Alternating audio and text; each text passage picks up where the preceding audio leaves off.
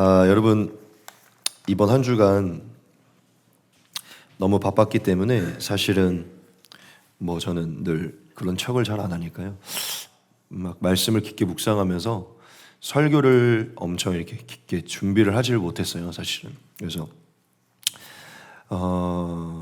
수련회장 가서 좀 피곤한 와중에도 설교 준비를 할까, 아니면 그냥 주중에 마음에 왔던 그 감동들을 좀 전할까 생각을 하다가 제가 아무래도 준비를 못할 것 같은 거예요. 몸이 너무 안 좋아서.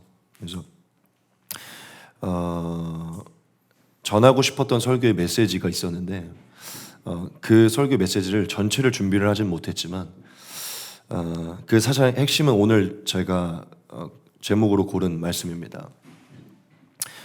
이 말씀에 관한 이거를 1시간 분량의 설교로 준비를 하고 싶었으나 그러진 못했고 그 핵심을 여러분들에게 좀 전하고 내려가려고 하는데 그러면서 이제 삶을 살아가다 보면 꼭 성경을 묵상하지 않아도 특별히 목회자에게 주는 은혜일 수도 있겠죠. 어떤 그 감동들이 올 때가 있어요. 그래서 그것들을 잘 적어놓는데 이 개개별로 다 모든 게 사실은 설교의 메시지인데 이것들을 하나하나 핵심만 여러분들에게 전하고 내려가려고 합니다. 그리고 그럴 수밖에 없었던 하나의 하나님의 사인이 있었어요. 뭐냐면 제가 가방을 놓고 왔어요. 거기 노트북을. 그러니까 설교를 어느 정도 조금 준비를 하려고 했던 그것도 놓고 왔어요. 그래서 제가 너무 감사한 건 수원제일교회에서 그걸 챙겨줬더라고요. 그래서 제가 노트북을 쓸 수가 없구나. 그래서 어차피 내가 준비했다고 하더라도 가져올 수가 없어. 그래서 제가 전하고자 하는 그 메시지를 여러분들에게 전하고, 그러니까 하나님이 마음의 아침에 그걸 딱 발견하고 나서 마음에 온 감동을 좀 전해야겠다.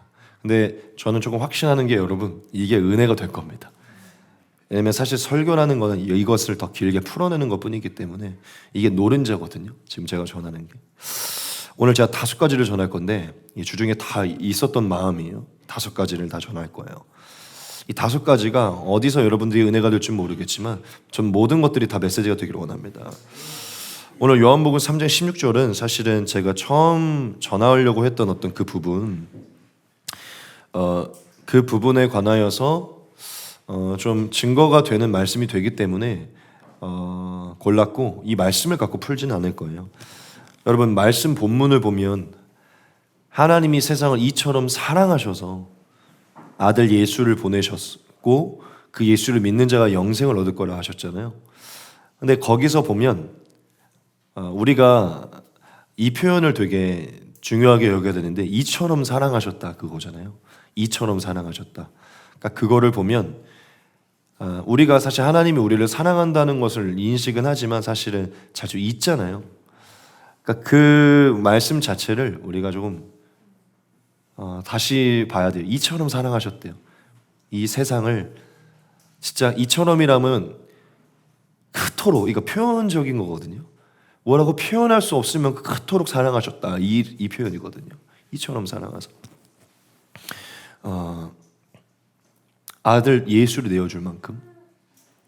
오늘 제가 이 하나님의 사랑에 관한 어떤 부분을 여러분들에게 하나 나눌 건데 첫 번째는요. 이 사랑은 믿음이다라는 이 부분인데 첫 번째 그냥 이 하나의 그 대지를 드릴게요. 여러분 사랑은 하나님의 사랑은 무엇으로 얻는 거냐면 여러분 무엇으로 얻는 거냐면 믿음으로 얻는 것입니다. 믿음으로.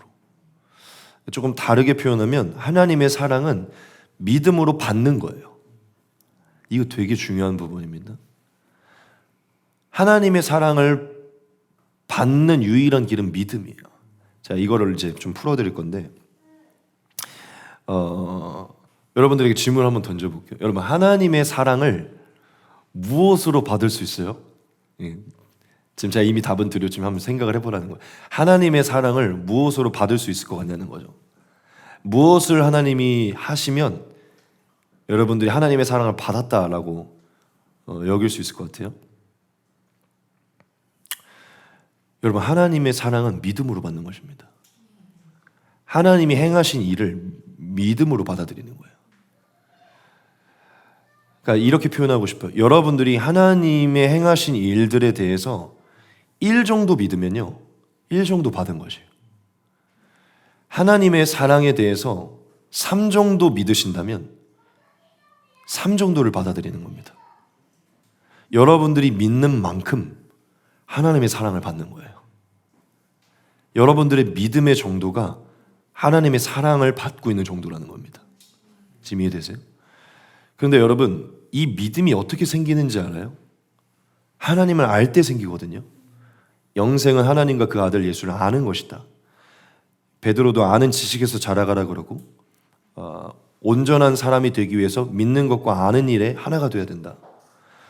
성경을 통해서 하나님이 인류를 얼마나 사랑하셨는지를 계속 곱씹어 보면서 바울의 표현대로 그 넓이와 높이와 길이와 넓이가 얼마나 충만한지를 아는 만큼, 그걸 아는 만큼 믿게 돼 있거든요. 그거를 아는 만큼 믿으면 그만큼 난 그 사랑을 받는 겁니다. 하나님의 사랑은 믿음으로 받는 거예요. 너가 믿는 만큼 난 너를 사랑하는 거다. 그러니까 좀 쉬운 예죠. 하나님이 나를 예수님 안에서 이후에 내가 천국에 들어가기 전까지 지금 모든 죄를 용서할 만큼 나를 사랑하셨어 라고 믿는다면 이게 진리잖아요. 난 그만큼 하나님의 사랑을 받는 자예요. 그런데 누구는 하나님의 사랑을 잘 몰라서 그러니까 당연히 하나님은 우리를 훈계하시고 징계하지만 나는 이미 용납받았고 씻음 받았지만 늘 하나님의 심판의 두려움 속에서 살아야 되라고 믿는다면 하나님의 사랑은 그만큼 믿는 거예요. 지금 이해되십니까? 하나님이 나와 언제나 함께 하시라고 믿는 사람은 그걸 받는 겁니다. 왜냐하면 하나님 그 믿는 대로 하시니까. 사실은 더 표현하자면 믿는 대로 하는 게 아니라 그렇게 하고 있는데 우리가 못 믿고 있는 거예요. 우리가 눈을 열어서 어디까지 믿느냐가 하나님의 사랑이 어디까지 들어와 있는지를 받고 있는 거예요. 지금 이해되십니까? 그러니까 하나님의 사랑을 다른 곳에서 얻으려고 하지 마시고 믿으셔야 돼요. 하나님이 나를 얼마나 사랑하는지를 믿으셔야 된다는 거예요. 그 믿는 정도가 하나님의 사랑의 정도이기 때문이죠. 자, 그러면 이제 두 번째 대제입니다. 하나님의 사랑을 어디에 근거로 두고 믿는 게 가장 좋은 것인가? 여러분, 하나님의 사랑의 유일한 증거는 예수님의 십자가입니다. 예수님의 십자가예요. 하나님의 사랑을 온전히 믿어서 믿음으로 받아들이고 싶은데 무엇을 믿어야 되는가? 여러분, 하나님이 하나님의 사랑을 믿음으로 받아들이기 위해서 유일하게 주신 하나의 사건이 있는데 그게 뭐냐면 예수님의 대속입니다. 십자가의 사건이에요. 즉 하나님이 내가 내 자신을 내어줄 만큼 너희를 사랑한다 라고 인류 한복판에 세워준 사건이죠. 이 부분을 조금만 더 풀어드릴게요. 이것을 온전히 이해하고 이 예수님의 십자가를 온전히 묵상하고 그 깊이를 이해하고 그 십자가의 사건에 남아있는 깊이와 넓이와 길이와 그 충만함을 계속 이해하고 그게 얼마나 큰 사랑인지를 믿고 그거를 받아들이는 만큼 하나님의 사랑을 내가 받아들이는 거거든요.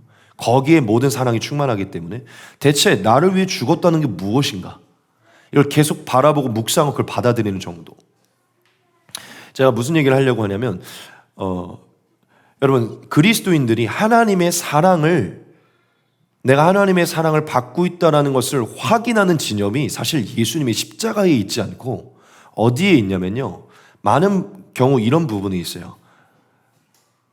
재정이 떨어지지 않게 될 때, 뭔가 재정이 채워지게 될 때, 아니면 진행하는 일들이 잘 되게 될 때, 아니면 지금 몸이 좀 안 좋은데 하나님이 이 병을 치유하게 될 때, 혹은 어떤 사람을 통해 어떤 메시지가 떨어질 때, 그러니까 삶에서 나타나는 어떤 현상들이 내가 원하는 지점으로 주어질 때, 하나님이 내 삶을 섬세하게 돌봐주셔서 날 사랑하시는구나라고 그런 지점들로 인해서 하나님의 사랑을 확신하려고 해요. 잘못된 것은 아닌데 굉장히 위험합니다. 그럼 여러분들에게 한번 물어보죠. 재정이 갑자기 끊기는 거예요. 여러분들이 잘 지내던 사람이 잘 못 지내게 되는, 가정이 파탄이 나는 거예요. 건강이 안 좋아지는 거예요. 가장 마지막 지점, 결국 우리가 죽음 앞에 놓이게 되는 거예요. 더 이상 죽음 앞에 놓이게 되면 하나님의 사랑을 뭔가 내 삶의 어떤 현상 속에서 확인할 수 있는 게 없어. 여러분, 완전히 쭈글쭈글 늙어지고 몸은 쇠해져요. 계속 이제 더 이상 인기도 없어지고 매력도 발산도 못해, 돈도 없어져요. 그런데 그럴 때는 하나님의 사랑을 우리가 뭘로 느낄 수 있어요? 거기서 우리의 삶에 여전히 가득한 하나님의 사랑의 증거를 뭘로 얻을 수 있냐는 거죠. 여러분, 하나님은 당연히 우리의 삶에 여러 가지 채워주심과 여러 가지 사인들로 하나님의 사랑을 주고 계시고 있지만, 하나님은 우리가 그러한 것을 근거로 하나님의 사랑이 있다 없다를 확인하기를 원하시지 않다는 거예요. 하나님은 우리가 마치 바울처럼 고난의 상황에 놓이고 어떠한 죽음 앞에 놓이더라도 그 사랑을 의심하지 않게 원하는, 그게 어디냐면 예수님의 십자가입니다. 예수님의 십자가가 유일한 믿음의 증거고 사랑의 증거예요. 우리가 가면 갈수록 이제 병이 더 심해질 겁니다. 가면 갈수록 이제 일자리도 없어져서 돈도 없어지게 될 거예요. 가면 갈수록 사이도 별로 이제 뜨문뜨문 대면대면해질 거예요. 가정일지라도. 자식들도 우리를 떠나갈 겁니다. 모든 게 다 아무런 소망이 없어질 거예요. 예전에는 뭔가 어떤 이 사이가 좋아지면 하나님의 화평과 사랑이 우리 가정에 가득한 것 같다. 내가 계속 강건하면 내 인생에 계속 하나님의 성령이 사는. 근데 이게 결국 없어진다니까요. 그때도 우리가 계속해서 하나님의 사랑을 의심하지 않을 수 있는 유일한 증거가 뭐냐면 하나님이 십자가에서 날 위해 죽으셨다는 거예요. 그걸 믿음으로 받아들이는 게 유일한 증거라는 것이죠. 제가 이렇게 표현하고 싶어요. 뭐냐면 하나님이 우리에게 인류 한복판에 너희는 계속 여길로 돌아와야 되라는 어떤 지점을 준 거예요. 그게 갈보리 위인데, 너희가 계속 너희의 인생의 소망이 사라지고 너희가 계속해서 쇠약해질 때마다 돌아와야 되는 지점이 있는데, 그게 뭐냐면 예수님의 십자가야. 거길로 다시 돌아와서 확인해야 돼. 의심이 될 때마다. 거기가 시작 지점인 것이죠. 그러니까 마치 이런 것 같아요. 저희 엄마가, 이 비유예요. 그 실제 이는 아니고, 저희 엄마가 저를 너무 사랑해요. 너무 사랑해. 너무 사랑해서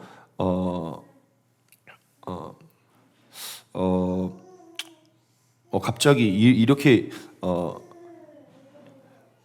얘기를 하고 싶네요. 제가 암에 걸려갖고, 예를 들어 뭐 간이든 뭐를 이렇게 이식해야 되는 상황에 놓인, 그게 아니면 죽는 상황에 놓인 거예요. 근데 제가 기억도 못하는 어떤 그 시기, 뭐 한 3살, 4살 이때쯤에 저희 엄마가 저를 너무 사랑하셔서 이 아들을 살리고 싶어서 이식을 하시다가 돌아가신 거예요. 그래서 엄마가 돌아가시기 전에 편지를 남긴 거예요. 엄마는 너를 너무나 사랑했고 이 증서를 봐라. 내가 너를 위해 이렇게 사랑하는 만큼 이게 증거다. 그 편지를 남긴 거예요. 제가 그거를 그 방에다가 이렇게 걸어놨어요. 사실 너무 어릴 때 이제 부모님을 잃어버렸기 때문에 그 사랑을 잘 못 느낄 수 있겠죠. 그리고 바쁘게 살다 보면 그 존재 자체도 그렇고 그 사랑 자체 잃어버려요. 그런데 내가 방에 돌아와서 옷을 걸면서 이걸 보게 될 때 뭘 느끼게 되죠? 아, 내 엄마가 있었고 나를 이만큼 사랑하셨구나. 엄마가 그걸 기억하게 하기 위해서 그 지점을 남겨둔 것이죠. 여러분, 하나님이 우리 모든 인류가 늘 하나님의 사랑을 의심하게 되고, 더더욱 아까 말한 것처럼 우리의 인류는 계속 멸망과 쇠약으로 치닫게 됨으로 인해서 하나님의 사랑을 계속 오해하게도 의심하게 되거든요. 그런데 의심하지 않을 수 있도록 하나의 증거의 지점을 남겨주셨어요. 그게 예수님의 십자가의 사건입니다. 난 왜 이렇게 계속 인기가 없지? 난 왜 이렇게 계속 우울하지? 나는 왜 이렇게 계속 병이 들지? 난 왜 이렇게 계속 뭔가 소망이 없어질 때도 우리가 유일하게 우리에게 일어나는 어떤 현상이 어떠한가 상관없이 하나님의 사랑을 의심 없이 믿을 수 있는 건 십자가입니다. 거기를 돌아가 이 십자가의 복음을 깨달을 때 내 어떤가 상관없이 난 사랑받고 있는 존재인 것이죠. 내가 그걸 믿음으로 받아들이니까. 이해되십니까? 첫째는 무엇이었냐면, 여러분, 우리는 사랑은 믿음으로 받아들이는 거예요. 절대 여러분들의 삶의 형통함을 통해 하나님의 사랑을 측량하지 마시기 바랍니다. 재정이 채워지고 뭐가 채워진다고 하나님이 나를 사랑한다고 생각하지 마세요. 여러분들이 어떻게 하나님을 여러분들을 얼마나 사랑하는지 여러분들이 믿는 만큼 하나님 그만큼 이미 하고 계신 거예요. 우리가 그걸 안 믿고 있어서, 의심하고 있어서 그 사랑을 경험하지 못하는 것입니다. 그리고 둘째로 말하는 게 무엇이죠? 하나님의 사랑의 유일한 증거는 당연히 노아의 방주의 사건에도 하나님의 사랑이 있고 홍해의 사건에도 하나님의 사랑이 있지만 여러분, 그건 다 예수님을 예표하는 거예요. 진짜가 나타난 거예요. 인류 한복판에 영이신 하나님이 육신의 몸을 입고 오셔서 진짜 저와 여러분들을 위해서 죽으신 거예요. 거기서 내 사랑을 발견하라고 그 지점을 남기신 것이죠. 여러분, 이것은 마지막에 우리가 관 속에 들어가서 아무런 소망을 발견할 수 없을 때도 유일하게 우리가 믿음을 둘 수 있는 증거입니다. 여러분, 만약 예수님의 십자가 사건이 아니면 성경 사건에서 어디에 증거를 두실래요? 위대한 사건이 있지만 어디에 증거를 두실래요? 십자가 사건이 유일한 증거예요. 거기서 여러분들의 정체성과 하나님의 사랑의 증거를 찾으셔야 돼요. 제가 확신합니다. 가면 갈수록 쇠약해질 거예요. 지금 여러분들이 하나님의 사랑을 받고 있다고 여기는 모든 요즘 도파민 중독이라 그러죠. 하나님의 사랑이 딱 통장을 열었는데 딱 찍혔어. 그러면 도파민이 역시 하나님이다. 그게 어느 날 떨어진다니까요. 어느 날 그 도파민적인 사랑은 떨어진다고요. 그런데 이 십자가 위에서 불변하는 하나님의 사랑은 유일하다는 것이죠. 이거를 사실 설교를 준비하려고 했는데 이렇게 짧게 전하는 거예요. 여러분, 너무 중요합니다. 제가 마음에 감동이 왔어요. 믿음으로 받아들이셔야 돼요. 어떤 걸로도 하나님의 사랑은 받아들일 수 없습니다. 믿음으로 받는 거예요. 여러분들이 믿는 만큼 받고 있는 겁니다. 안 믿으니까 못 받고 있는 거예요. 즉 하나님을 사랑하고 계신다는 것이죠. 그리고 사랑하고 있다는 유일한 증거는 십자가에 있다는 것이죠. 그리고 마칠까요? 뭐 더 궁금하신가요? 나머지가? 마칠까요? 오케이. 짧게 전하고 마칠게요. 그냥 말씀을 찾아보려고 했는데 찾아보진 않게요. 여러분, 이사야 53장에 보면 여러분 잘 아는 말씀인데 예수님이 채찍에 맞음으로 우리가 나음을 얻고 그분이 징계를 받으면 우리가 평화를 누린다는 말씀이 있잖아요. 이 감동이 왔는데 그게 뭐냐면 여러분, 하나님의 나라를 보면 치유가 일어나고 회복이 일어나고 어떤 대상에게 어떤 유익이 주어지려면 반드시 누군가가 대가를 치러야 돼요. 하나님은 온 인류의 유익을 위해서, 이들의 회복을 위해서 예수님께 대가를 전가하신 거죠. 제가 이걸 보면서 하나님의 나라의 신비를 깨달았는데 그게 뭐냐면 그게 자녀이든지 배우자이든지 교회 공동체이든지 여러분들이 만나는 사람이든지 누군가에게 유익을 끼치어서 그 대상을 회복시키기 원한다면 반드시 뭐가 필요하냐면 대속이 필요합니다. 그 허물에 대한 걸 여러분들이 짊어지셔야 돼요. 그러니까 제가 이걸 알았어요. 이거는 그러니까 당연히 우리의 모든 건 예수님께 가서 예수님과의 관계에서 회복되지만 저는 지금 하나님과의 관계를 얘기하는 게 아니라 인간 관계에서도 회복이 된다는 걸 알았어요. 예를 들어 이 대상의 어떠한 그 문제를 회복시키기 원하는 그걸 내가 짊어져야 돼요. 그래서 반드시 누군가가 대속해야, 그거를 대신 짊어져서 대속해야만 이 대상이 치유될 수 있습니다. 한번 생각해 보세요. 그리고 네 번째입니다. 여러분, 로마서 5장 19절에 보면 한 사람의 범죄로 인해서 많은 사람이 죄인이 됐고 한 사람의 순종으로 인해 많은 사람이 의인이 됐다고 얘기를 해요. 여러분, 제가 여기서 놀라운 신비를 발견했는데 뭐냐면 여러분, 정말 중요합니다. 자, 아담이 범죄하여서 아담의 범죄 하나로 인해서 모든 인류에게 영향력이 끼쳐졌어요. 그 범죄가. 그리고 예수님의 순종으로, 이렇게 바꿀게요. 아담의 불순종이 주변 모든 이들에게 영향을 끼쳤고 예수님의 순종의 행위 하나가, 의로운 행위 하나가 또 모든 인류에게 영향을 끼쳤어요. 제가 여기서 신비를 발견했는데, 여러분들이 불순종하게 되면 주변에 반드시 악영향이 미칩니다. 불순종하면 주변에 영향이 끼쳐요. 그런데 더 대박인 건 순종하면 주변에 영향이 끼칩니다. 주변이 의로워져요. 자, 이 로마서 5장 19절에 이 신비를 발견했어요. 이것도 설교 한 편이에요, 여러분.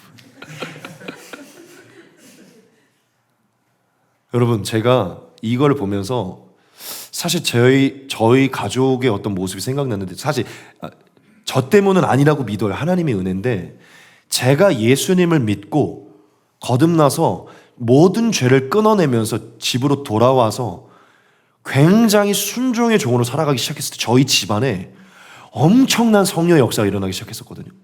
저 한 사람이 돌아와서 순종하기 시작했을 때 막 죄악의 문이 끊어지고 저희 아버지가 갑자기 목회자로 전향하기 시작했어요. 진짜로. 그러면서 제 주변 사람들 가운데도 영향을 끼치기 시작했거든요. 제 순종을 통해서. 그러니까 여러분, 가정이 회복되기 원한다면, 여러분 주변이 회복되기 원하면 여러분이 순종을 하셔야 돼요. 예수님의 의로운 순종의 행위 하나가 온 인류에게 의를 만들었어요. 살렸어요. 아담의 불순종 하나가 모든 이들을 사망으로 다 죽여버렸어요. 제가 요즘 계속 이런 얘기 했잖아요. 내가 요즘에 분주하니까 교회가 죽어가는구나. 그거를 이 말씀으로 다시 한번 확신을 했어요. 내가 죽으면 우리 교회 모든 그리스도의 몸에 다 영향을 끼친다. 내가 같은 몸이니까 내가 범죄하면, 내가 불순종하면 이건 영향이 다 끼치는 것이다. 여러분, 이 신비를 깨달으십시오.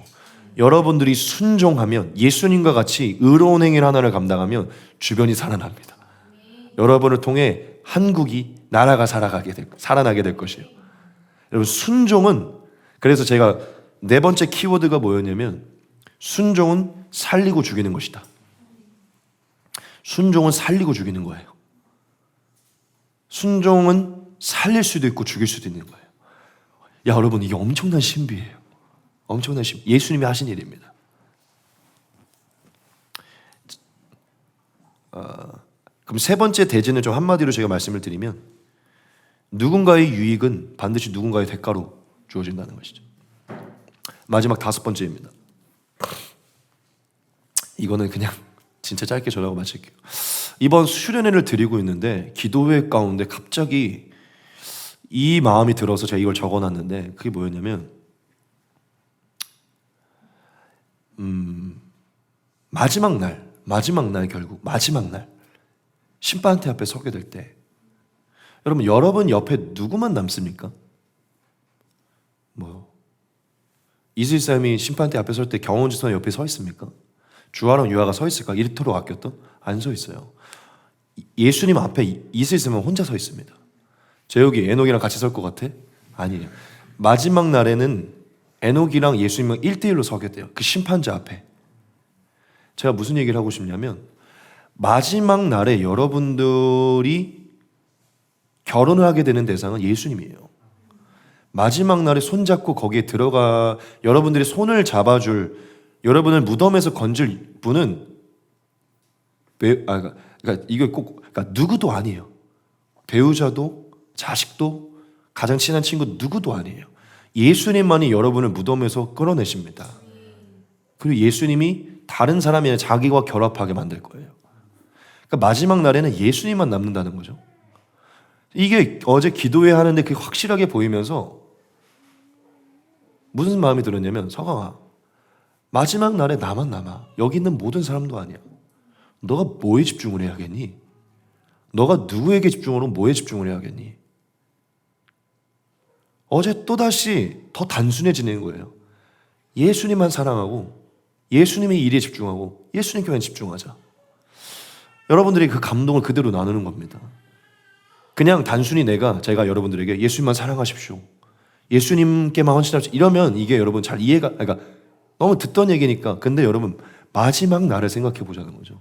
그걸 마지막 날에 지금 여러분들이 신경 쓰는 일, 커리어, 여러분 이미지 대리라는 명함은 거기는 없어요. 이제 더 이상. 여러분들을 증명하는 그 어떤 것도 없이 그냥 벌거벗은 상태로 예수님 하나만 남아요. 그러면 여기서도 벌거벗은 상태로 그 마지막 날 남으신 예수님만을 고대하면서 사셔야 돼요. 마지막 날 그분만 남는다면 지금부터 후회 없는 선택을 하시라는 것이죠. 여러분, 마지막 날 결국 예수님만 남는다면 무엇을 선택해야 될지 한 번만 생각을 해보십시오. 무엇을 선택해야 될지 지금 얘기하지만 여러분, 주변 사람들, 가족 모두에게 열심히 잘하죠. 왜냐하면 하나님의 명령이니까. 하지만 저는 그게 아니라 그 모든 것을 하는 그 마음 속에서 무엇을 선택해야 되는가? 결국 그분만 남게 될 거고, 내 어떠한 상급도 아니라 예수님만 내 상급으로 남게 될 텐데, 내가 지금 뭘 선택해야 되는가? 저는 예수님을 선택해야 된다고 믿습니다. 예수님을 선택해야 된다고 믿어요. 그게 조금 더 후회하지 않는 선택이다. 여러분, 마지막 날 딱 서는 장면을 한 번만 생각해 보십시오. 그토록 친하고 사랑했던 우리 소진자매 결혼하게 될 것 같은 느낌이 왠지 좀 드는데, 이 땅에서 이 100년 가까이 너무 사랑했을지라도 그 앞에서는 혼자 서는 거예요. 거기서는 단독자로 서는 겁니다. 그리고 거기서는 그 어떤 우상들이 하나님만을 사랑해야 돼요. 여기서부터 그거를 함께 만들어가는 작업인 거거든요. 그러니까 제가 얼마 전에 한나랑 이런 대화를 했어요. 한나가 막 이런 얘기를 하더라고요. 사실 전부터 했던 얘기였어요. 그 천국에 가서 막 사랑하는 사람들을 다 만나고 싶대요. 자기가 너무나 사랑했던 대상을. 어제도 사실 막 그런 얘기를 좀 했는데, 너무 순수한 생각이 좋은데, 뭐 지금 그 얘기를 하려고 하는 게 아니라 제가 한나한테 이 얘기를 했어요. 한나야, 결혼의 목적이 뭐라고 생각해? 제가 그랬어요. 그래서 뭐 이렇게 얘기를 하더라고요. 제가 얘기를 했어요. 결혼의 목적은 뭐냐면, 한나야, 결혼이라는 것은 여러분들이 성경을 봐서 좀 안다면 여자는 교회를 예표하고 남자는 예수를 예표하거든요. 예수님과 교회의 연합의 사랑을 이 땅 위에서 둘과의 이 인간의 제도를 통해서 묵상하고 더 깊이 체험하면서 하나님의 사랑을 깨달으려고 이 관계를 주신 거예요. 그러면 남자와 여자의 역할은 뭐냐면, 결국 하나님이 허락하신 질서 안에서 이 남녀의 부부라는 관계 안에서 하나님의 사랑을 더 선명하게 깨달아가는 겁니다. 남자는 여자에게 하나님의 사랑을 비추어야 되는 것이, 또한 여자도 남자에게 하나님의 사랑을 비추어서 결국에는 이 둘과의 관계로 둘이 우상이 되는 게 아니라 이 말이 나와야 돼요. 이 마지막 생일 떠날 때 오빠를 통해서 하나님을 더 사랑하게 됐고, 오빠를 통해 하나님만 남았어. 마지막 날 단독자로 서게 되니까. 이 대상도 저도 한나야, 아니면 그게 누가 됐든지 너로 인해서 내가 하나님을 더 온전하게, 하나님만을 사랑하게 됐고, 하나님을 더 깨닫게 됐어. 하나님을 더 선명하게 보게 됐어. 각자가 이 땅에 허락된 관계 안에서 부부지만 이제 마지막 날에 가게 될 때는요, 하나님 앞에 단독된 신부로 서는 거예요. 그러면 둘의 역할은 마지막 날 예수님의 신부로 온전히 설 수 있도록 서포트를 하는 거예요. 이 관계로. 하나님의 사랑을 온전히 묵상하여서 하나님의 신부로 온전히 서는 모습으로 서도록 돕는 배필이 부부예요. 믿으십니까? 왜냐면 그때는 장가도 가고 십지도 가지 아니고 예수님 앞에 다 단독적으로 설 거니까. 그러니까 부부는 결국 하나님의 사랑을 더 묵상하게 해서 하나님 앞에 더 이상 이제 미련이 없다, 단독적으로 설 자들로 세워주는 게 부부의 역할이라는 것이죠. 그래서 제가 그랬어요. 하나님의 사랑을, 하나님이라는 분은 더 선명하게 보기 위해서 이 땅에서 너랑 나를 택한 것인 거니까, 유일하게 이 수많은 인구 중에 너랑 내가 연합돼야만 하나님의 사랑을 더 깨달을 수 있도록 이 둘을 붙여준 거니까, 너랑 나는 둘과의 관계에서 하나님을 더 묵상하고 마지막 날은 우리 하나님 앞으로 가는 거야. 너의 역할과 내 역할은 이 삶을 통해서 하나님의 사랑을 이 인간의 세계 속에서 더 실질적으로 볼 수 있게 하는 거야. 그게 결혼의 역할이야. 여러분, 이게 전 예수님만 남는다는 얘기와 연합 이어지기 때문에 한 얘기예요. 결국 부부와의 관계도 예수님만 남아야 되고 교회의 관계나 동역자의 관계 다 예수님만 남아야 돼요. 예수님을 더 온전히 알고 닮아가고 사랑하도록 와이프와 남편이 서포트하는 것이죠. 모두가 온전한 예수님의 신부로 선언자들로 돕는 배필로 주어진 거예요. 왜냐하면 하나님은 아버지와 자녀의 관계로, 남자와 여자의 부부의 관계로, 친구의 관계로, 상전과 종의 관계, 이 모든 인간의 이 모든 제도를 통해서 하나님과 우리의 관계를 묵상할 수 있게 했거든요. 너와의 이 부부의 관계를 통해서 하나님이 어떤 분인지 너무나 잘 묵상해서 이 허락된 첫 번째 창조에서 고맙다 하고 우리는 하나님께 가는 거예요. 이해되십니까? 하나님이 유일하게 하나님의 사랑을 가르쳐 주도록 허락된 관계라는 거죠. 부모도 마찬가지고 엄청 중요한 거라는 것이죠. 마지막 날 예수님만 남는다면 무엇을 선택해야 되는가? 부부의 관계 속에서도 어떤 관계 속에서도 우리가 무엇을 선택해야 되는가 생각해 보기 바랍니다.